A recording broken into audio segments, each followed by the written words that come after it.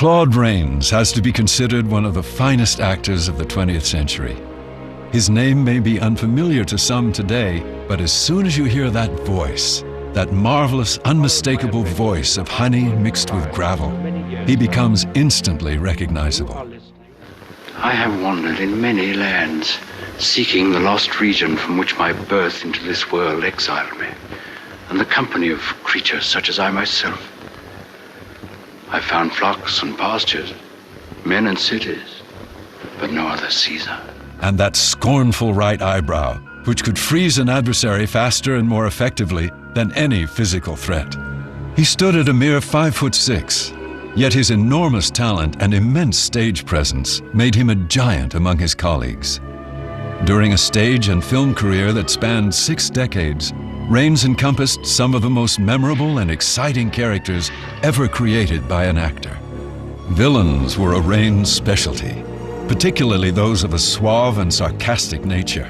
If I wished to obliterate such a rival as your talented but highly neurotic husband, I should employ simpler measures. I would raise his unstable mind to the highest pinnacles. I might allow my music to do that, and then strike him down with unlovelier but more appropriate weapons. And yet when the role called for it, Rains could be remarkably moving and even add a touch of pathos without losing any of his effectiveness. Take his Oscar-nominated role in Alfred Hitchcock's Notorious. Here he's playing a Nazi conspirator who discovers his wife is an American agent. Watching him, you feel the character's sense of panic, fear, and desperation, and you almost sympathize with a character even as loathsome as this. That's the sign of a brilliant actor, knowing how to grab an audience's empathy without them realizing it. And he could slip into sympathetic parts with ease.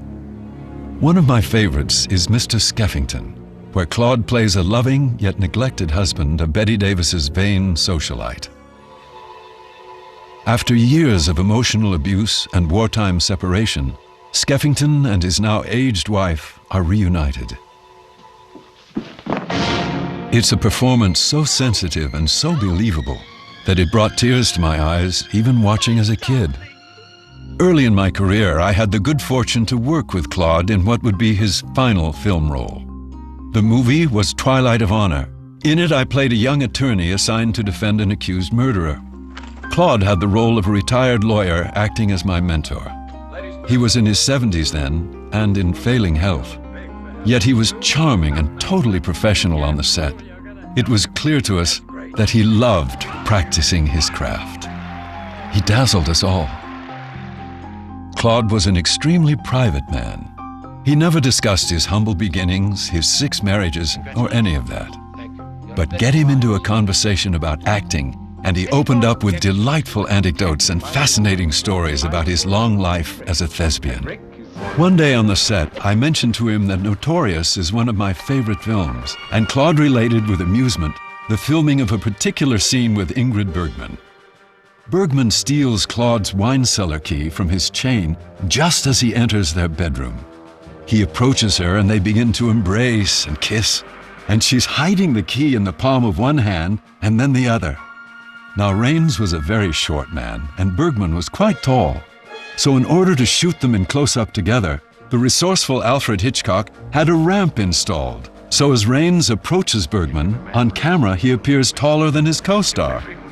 Claude found this ramp business a bit embarrassing and very funny. I got another taste of Claude's witty nature, shooting a scene in our film in which he had a long piece of dialogue. Generally, he had no problems remembering his lines, despite getting along in years. However, there was one particularly long scene shot late at night where he was having a lot of trouble with the dialogue. Now the prosecutor, special prosecutor if you please, is going to use every trick in the book to put Ben Brown in the gas chamber, just as you're going to use every legal trick to keep him out. And he kept making excuses. Well, the lines aren't this, and the blocking isn't that, and people are walking behind the camera, etc. And finally he paused and with a sheepish look said, Alibi Ike. Good old Alibi Ike. Of course, in the finished film, he played the scene flawlessly, as he always did. I cherish the experience of working with Claude Rains, and all of us can cherish the many, many brilliant performances he left us on film. Claude Rains, truly a class act on and off screen. As always, you're generous to a fault. For Turner Classic Movies, I'm Richard Chamberlain.